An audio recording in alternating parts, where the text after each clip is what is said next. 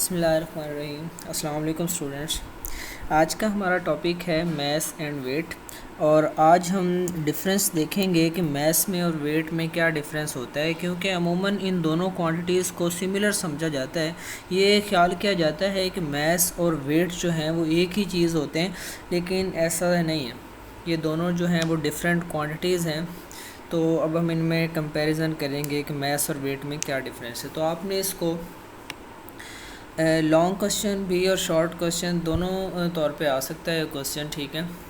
अमूमन अगर शॉर्ट में आएगा तो डेफिनेशन ही पूछी जाएंगे, अमूमन वेट को डिफ़ाइन करें मैथ्स को, तो लॉन्ग में इनका डिफरेंस भी आ सकता है। तो डिफरेंस जब आपने लिखना है तो इसको पॉइंट्स की फॉर्म में लिखना है, ठीक है। पॉइंट्स बना के लिखने हैं आपने। तो पहले हम मैथ्स का कॉलम बनाते हैं, ठीक है। मैसेज के देखते हैं मैसेज में क्या है।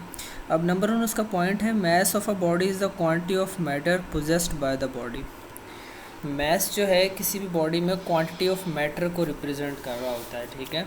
एक बात ये। सेकंड पे ये कि मैस जो है वो एक स्केलर क्वांटिटी है और मैस का यूनिट जो है वो किलोग्राम होता है। फिर उसके अलावा नंबर 3, मैस जो है कांस्टेंट वैल्यू होती है। किसी भी बॉडी का जो मैस है वो फिक्स रहता है। आप अगर जगह तब्दील करते हैं, ठीक है, प्लेस टू प्लेस किसी बॉडी का मैस चेंज नहीं होता। लास्ट पे ये कि आप मेजर कैसे कर सकते हैं। आप मैस को बीम बैलेंस, फिज़िकल बैलेंस, इस तरह के इंस्ट्रूमेंट से हम मेजर कर सकते हैं, ठीक है। तो अमूमन जो मैस को मेजर करते हैं हम वो बीम बैलेंस से मेजर करते हैं। तो ये हो गए बात हमने की मैस की। इसके जब हम अब बात करते हैं जब वेट की, तो वेट जो है, वेट उस फोर्स के इक्वल होता है जिस फोर्स से ज़मीन किसी भी चीज़ को अपनी तरफ अट्रैक्ट करती है। ये मैस जो है फोर्स ऑफ ग्रेविटेशन के इक्वल होता है, ठीक है। On earth weight of a body is equal to the force with which earth attracts it. अब ये वेट की डेफिनेशन है कि weight of a body is equal to the force with which earth attracts it. क्योंकि weight जो है वो force के इक्वल है, तो F is equal W is equal to force and F is equal to mg। तो weight जो है किसी भी बॉडी का वेट वो डिपेंड करता है g पे। g यहाँ पे क्या है, ग्रेविटेशनल एक्सेलरेशन, स्मॉल g की हम बात कर रहे हैं। किसी भी बॉडी का weight gravitational acceleration small g पे डिपेंड करता है। अब चूँकि g की वैल्यू चेंज होती रहती है प्लेस टू प्लेस, तो उसकी वजह से किसी भी बॉडी का जो वेट है वो भी प्लेस टू प्लेस चेंज होता रहता है।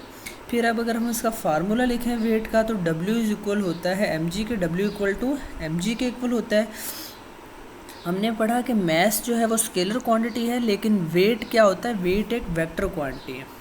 वेट वेक्टर क्वांटिटी है और इसका यूनिट भी न्यूटन होता है।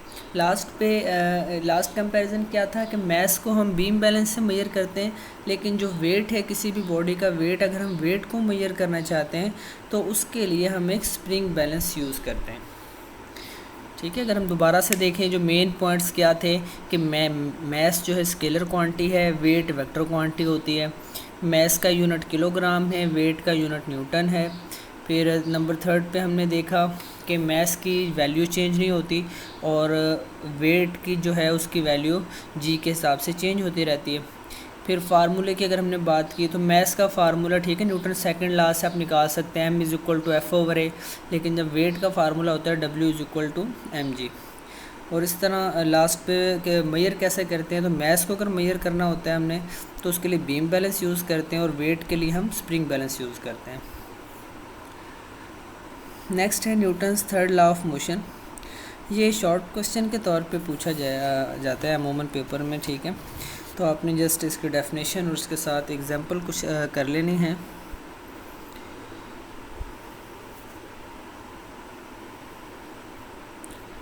इसमें क्या डेफिनेशन है इसकी, to every action there is always an equal but opposite reaction. हर एक्शन का एक रिएक्शन होता है और जिसकी डायरेक्शन जो है वो ऑपोजिट होती है, ठीक है। एक्शन और रिएक्शन मैग्नीट्यूड में इक्वल होते हैं, लेकिन उनकी डायरेक्शन जो है वो ऑपोजिट होती है। अब देखें, अगर हम कुछ एग्जांपल्स देखें इसकी, consider book laying on a table as shown in figure, the weight of book is acting on the table in downward direction. तो अब अगर देखें किसी टेबल पर अगर हमने बुक रखी हुई है तो बुक का जो वेट है वो वर्टिकल डाउनवर्ड एक्ट करता है। वो एक्शन है, बुक का टेबल के ऊपर एक्शन होता है। उसके रिएक्शन के तौर पे टेबल का जो नॉर्मल रिएक्शन आर है वो वर्टिकल अपवर्ड डायरेक्शन में एक्ट करता है, ठीक है। दोनों एक दूसरे के ऑपोजिट होते हैं, एक ईच अदर्स के इफेक्ट को कैंसिल आउट कर देते हैं और बुक जो है वो इक्विलिब्रियम में होती है। इसी तरह अगर हम बात करें एक रॉकेट की, तो जो रॉकेट है वो भी न्यूटन्स थर्ड लॉ के प्रिंसिपल पे एक्ट करता है कि रॉकेट के अंदर क्या होता है कि जो हॉट गैसेस होती हैं, ये आप रॉकेट देख सकते हैं, ठीक है। इसके अंदर क्या होता है कि जो हॉट गैसेस होती हैं ये हैवी प्रेशर के साथ बैकवर्ड डायरेक्शन में, ठीक है, या डाउनवर्ड डायरेक्शन में कह लें, ये अब निकल रही होती हैं इसमें से, ये एक्शन होता है। इसके रिएक्शन के तौर पे जो रॉकेट है वो फॉरवर्ड डायरेक्शन में मूव करता है। तो ये जो रॉकेट की एक एग्जांपल है वो भी न्यूटन्स थर्ड लॉ की एप्लीकेशन है। इसके अलावा आप देखते हैं कि अगर एक बैलून हो, उसमें आप हवा भर लें, फिर हवा भरने के बाद उसको छोड़ें, तो जब उसमें से एयर रिलीज़ होती है, तो जो एयर रिलीज़ होती है वो, ठीक है, वो एक्शन होता है उसका। उसके रिएक्शन के तौर पे जो बैलून है वो मूव कर रहा होता है, ठीक है, अपवर्ड डायरेक्शन में, मतलब रैंडमली वो मूव कर रहा होता है। तो ये भी क्या है, न्यूटन्स थर्ड लॉ की एक एग्जांपल है। नेक्स्ट है इसका एक क्विज़ है, ये अब आपको आइडिया होना चाहिए इस चीज़ का। How much force you need to prevent the book from falling. Book को गिरने से बचाने के लिए कितनी फोर्स रिक्वायर्ड होती है। तो याद रखिएगा बच्चों, ये आगे इस तरह का न्यूमेरिकल भी हमने करना है। किसी भी चीज़ को अगर आपने गिरने से बचाना है, क्योंकि अर्थ तो हर टाइम हर बॉडी को अपनी तरफ अट्रैक्ट कर रही है ना, लेकिन अगर आपने उसको रोकना है, अर्थ की तरफ अगर आपने उसको फॉल करने से रोकना है, तो आपको ज़रूरी है आपके लिए कि आप उस बॉडी के वेट के इक्वल फोर्स लगाएं, जिस फोर्स से, क्योंकि ज़मीन उसको अपनी तरफ एक फोर्स से एक्ट कर रही है, अट्रैक्ट कर रही है ना। तो किसी भी चीज़ को गिरने से रोकने के लिए ज़रूरी है कि उसके वेट के इक्वल फोर्स लगाई जाए। तो अब अगर एक बुक को गिरने से रोकना है तो बुक के वेट के इक्वल फोर्स लगाएं। अगर एक चेयर को गिरने से आप प्रिवेंट फ्रॉम फॉलिंग करना चाहते हैं तो उसके वेट के इक्वल फोर्स लगानी पड़ेगी। क्वेश्चन 2 है, व्हाट इज़ एक्शन। एक्शन क्या है। एक्शन किसी भी दो अगर बॉडीज़ हैं वो, ठीक है, कोई फोर्स एक्सर्ट अगर आप कर रहे हैं, बॉडी कोई ए बॉडी जो है वो बी पे जो फोर्स लगा रही है वो उसका एक्शन होगा, ठीक है। और थर्ड क्वेश्चन है, is there any reaction, if yes what is is direction. जी, इज़ देयर एनी रिएक्शन, जी हर एक एक्शन जो है, रिएक्शन क्या है, बिल्कुल जी, हर एक्शन का एक इक्वल जो है वो रिएक्शन होता है। और इसकी डायरेक्शन क्या होगी, डायरेक्शन इसकी ऑपोजिट होती है एक्शन से। रिएक्शन जो है उसकी डायरेक्शन एक्शन के ऑपोजिट होती है। जो एक्शन की डायरेक्शन होगी, रिएक्शन की सिमत जो है, रिएक्शन जो डायरेक्शन है वो हमेशा उसके ऑपोजिट होगी। लेकिन एक्शन और रिएक्शन जो हैं वो मैग्नीट्यूड में इक्वल होते हैं।